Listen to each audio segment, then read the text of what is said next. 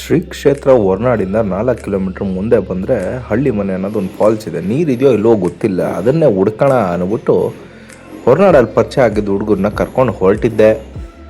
ಹಂಗಂತ ಎದ್ಬಿಟ್ರೆ ಅದೇ ಸತ್ತೋಗಿ ಎಷ್ಟು ವರ್ಷ ಆಗೈತೆ.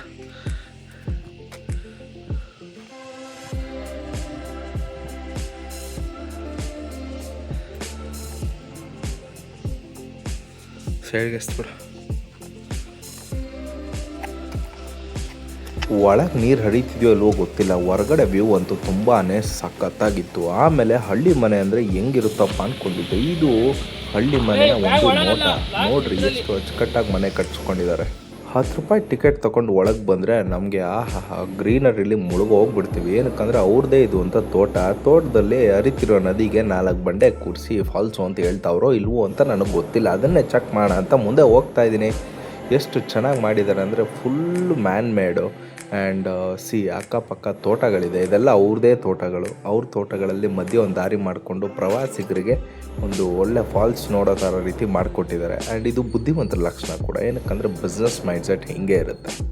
ಮೊದಲೇ ಆ ಪಾರ್ಟಿ ನಡೆದಿದ್ದು, ಅಲ್ಲಿಂದ ಮತ್ತೆ ತೋಟದೊಳಗೆ ಇನ್ನೂ 1/2 ಕಿಲೋಮೀಟ್ರ್ ನಡಿಬೇಕು ಅಂದಾಗ 2 ಬೀಜ ಗಲಗಲಗಲ ಅಂದ್ಬಿಟ್ಟಿತ್ತು ಕಣಪ್ಪ. ಅಲ್ಲಿಂದ ಮುಂದೆ ಬಂದು ನಾವು ಫಸ್ಟು ಕಂಡಿದ್ದೆ ನಮಗೆ ಹುಚ್ಚೆ ಥರ ಬರ್ತಿರೋ ನೀರು.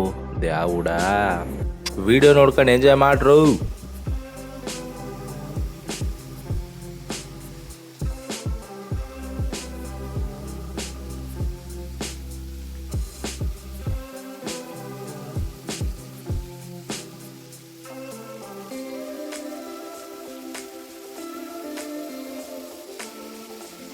ಸೊ ಏನು ಗೊತ್ತಾ, ಇಲ್ಲಿ ಹಳ್ಳಿ ಮನೆ ಫಾರೆಸ್ಟಿಗೆ ಬಂದಾಗ ಸುಮಾರು ಕಡೆ ಓದಿರ್ತೀವಿ, ಈ ಗಿಡ ನಮ್ಮ ಹಕ್ಕು, ಪರಿಸರ ನಮ್ಮ ಹಕ್ಕು, ಅದನ್ನು ಹಾಳು ಮಾಡಬೇಡಿ, ಇದು ಮಾಡಬೇಡಿ, ಏನು ಮಾಡಬೇಡಿ ಅಂತ ರಿಕ್ವೆಸ್ಟು ಮೋಡಲ್ಲಿ ಇರ್ತೀವಿ ನಾವೆಲ್ಲ.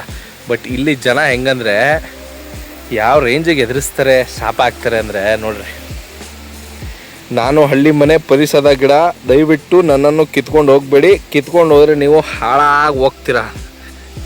ಯಾವ ರೇಂಜಿಗೆ ಶಾಪ ಹಾಕಿಸ್ಕೊಂಡು ಯಾರು ಗಿಡ ಕಿತ್ಕೊಂಡು ಹೋಗ್ತಾರೆ, ಇನ್ನೂ ಅವ್ರ ಮನೆಯಿಂದ ಕಿತ್ಕೊಂಬಂದು ನೆಟ್ಬಿಡ್ತಾರೆ. ಹಿಂಗೆಲ್ಲ ಶಾಪ ಹಾಕ್ಬಿಟ್ರೆ ನಮ್ಮ ಜನಕ್ಕೆ. ಯಾಕಂದರೆ 2 ಗಲಗಲ ಅಂದ್ಬಿಡ್ತಾವಲ್ಲ ಶಾಪ ಕೇಳಿಬಿಟ್ಟು. ಸೊ ಅದರಿಂದ ನೋಡ್ರಿ ಯಾವ ರೇಂಜಿಗೆ ಜನ ಬದಲಾಯ್ತಾರೆ. ಬದಲಾವಣೆ ಜಗದ ನಿಯಮ ಅಂತ ಅನಿಸುತ್ತೆ.